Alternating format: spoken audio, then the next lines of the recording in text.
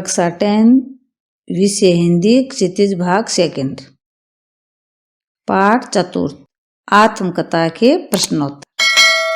लेखक हैं जयशंकर प्रसाद। कवि परिचय। जयशंकर प्रसाद का जन्म 1889 में वाराणसी में हुआ था।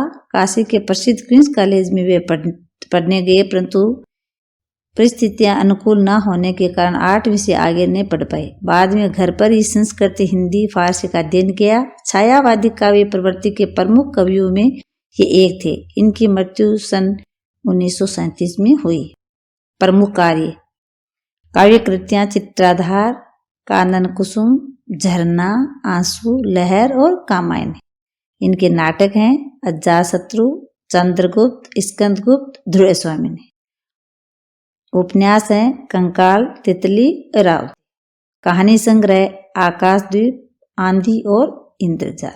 प्रश्न नंबर 1, कवि आत्मकथा लिखने से क्यों बचना चाहते हैं? उत्तर, कवि आत्मकथा लिखने से इसलिए बचना चाहते हैं क्योंकि उनका जीवन दुखदायी घटनाओं से भरा पड़ा है। अपनी सरलता के कारण उन्होंने कई बार धोखा भी खाया है। वे मजाक का कारण नहीं बनना चाहते। उन्हें लगता है कि उनकी आत्मकथा में कुछ रोचक और प्रेरक नहीं है। प्रश्न नंबर 2, आत्मकथा सुनाने के संदर्भ में अभी समय भी नहीं, कवि ऐसा क्यों कहता है? उत्तर, कवि के अनुसार उन्हें कोई बड़ी उपलब्धि प्राप्त नहीं है। उनका जीवन संघर्षों से भरा पड़ा है। वह अपने अभावग्रस्त जीवन के दुखों को खुद तक सीमित रखना चाहते हैं। इसलिए कवि कहते हैं उनके आत्मकथा लिखने का अभी समय नहीं हुआ, यानी वे अपने दुख की बात को दूसरी जगह बांटना नहीं चाहते। इसलिए कहते हैं कि आत्मकथा लिखने का समय नहीं हुआ। प्रश्न नंबर 3, स्मृति को पाथेय बढ़ाने से कवि का क्या आशय है? उत्तर, स्मृति को पाथेय बनाने से कवि का आशय जीवन मार्ग के प्रेरणा से है। कवि ने जो सुख का स्वप्न देखा था वह उसे कभी प्राप्त नहीं हुआ। इसलिए कवि स्वयं को जीवन यात्रा से थका हुआ मानता है। जिस प्रकार पाथेय यात्रा में यात्री को सहारा देता है, आगे बढ़ने की प्रेरणा देता है, ठीक उसी प्रकार स्वप्न में उसके द्वारा देखे हुए सुख की स्मृति भी कवि को जीवन मार्ग में आगे बढ़ने का सहारा देती है। प्रश्न नंबर 4, भाव स्पष्ट कीजिए। मिलता कहाँ वह सुख जिसका मैं स्वप्न देकर जाग गया, आलिंगन में आते आते मुस्कुरा कर जो भाग गया। उत्तर, कवि कहना चाहता है कि जिस प्रेम के कवि सपने देख रहे थे वो उन्हें कभी प्राप्त नहीं हुआ। उनका जीवन हमेशा उस सुख से वंचित ही रहा। सुख उसके बेहद करीब आते आते उसे दूर चला गया है। जिसके अरुण कपोलों के मतवाली सुंदर छाया में अनुरागी ने उषा लेती थी निज सुहाग मधुमाया में। उत्तर, इन पंक्तियों में कवि ने अपने प्रेयसी के सौंदर्य का वर्णन किया। वे कहते हैं कि उनके प्रेयसी के गालों की लालिमा इतने अधिक है कि उषा की लालिमा भी उसके सामने फीकी है। इसमें कवि अपने प्रेयसी की लालिमा है उसको उषा की लालिमा से ज्यादा बताता है। इसमें व्यतिरेक अलंकार है। जहां पर उपमा को नेगलेक्ट करके उपमेय को ज्यादा अच्छा बताया जाता है, वहां व्यतिरेक अलंकार होता है। प्रश्न नंबर 5, उज्जवल गाथा कैसे गाऊं मधुर चांदनी रातों की, कथन के माध्यम से कवि क्या कहना चाहता है? उत्तर, अपने प्रेयसी के साथ बिताए निजी प्रेम के मधुर और सुख भरे क्षणों को कवि किसी के सामने प्रकट नहीं करना चाहते। चांदनी रातों में बिताए गए वे सुखदायक क्षण किसी उज्जवल गाथा की तरह हैं। इन स्मृतियों को वह औरों को बताकर अपना मजाक नहीं उड़ाना चाहते। उन स्मृतियों को वह निजी संपत्ति की तरह अपने तक रखना चाहते हैं।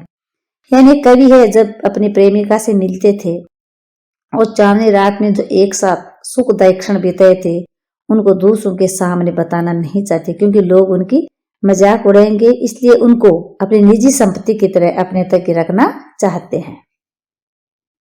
प्रश्न नंबर 6, आत्मकथा कविता की काव्य भाषा की विशेषताएं उदाहरण सहित लिखिए।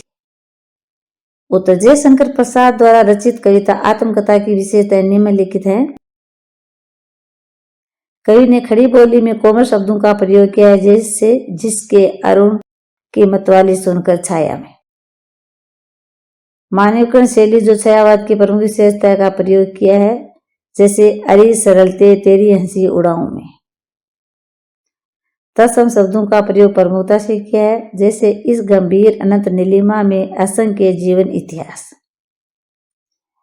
गीत लय और छंदबद्ध है, जैसे उसकी स्मृति पाथे बनी है थके पति की पंथागी। तो ये जयशंकर प्रसाद की काव्य भाषा की विशेषताएं है। खड़ी बोली का प्रयोग होना, तत्सम शब्दों का प्रयोग होना, मानवीकरण अलंकार होना, गीत लय और छंदबद्ध शैली। प्रश्न नंबर 7, कवि ने जो सुख का स्वप्न देखा था उसे कविता में किस रूप में अभिव्यक्त किया है? उत्तर, कवि के सुख स्वप्न में उन्हें अपने प्रेयसी के साथ कुछ क्षण बिताने का मौका मिला।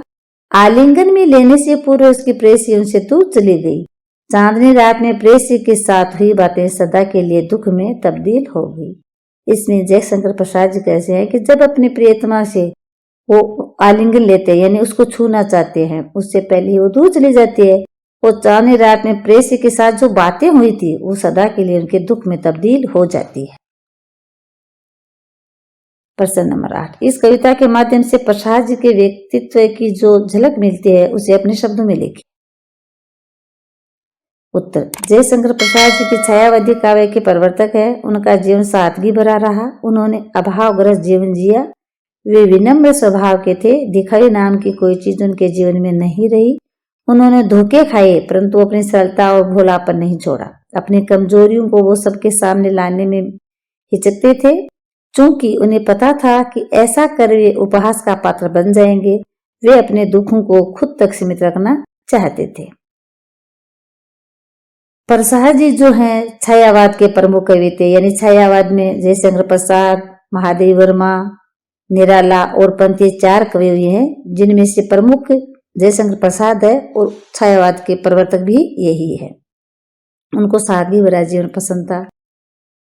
दिखा उनके जीवन में बिल्कुल भी नहीं। उन्होंने जीवन में बहुत धोखे खाए लेकिन अपनी सरलता को कभी नहीं छोड़ा। वे अपनी कमजोरियों को सबके सामने लाना नहीं चाहते थे, कि उनको पता था कि जब मेरी कमजोरी सबके सामने लाऊंगा तो दूसरे लोग मेरा उपहास ही बनाएंगे। इसलिए वो दुखों को खुद तक सीमित रखना चाहते थे।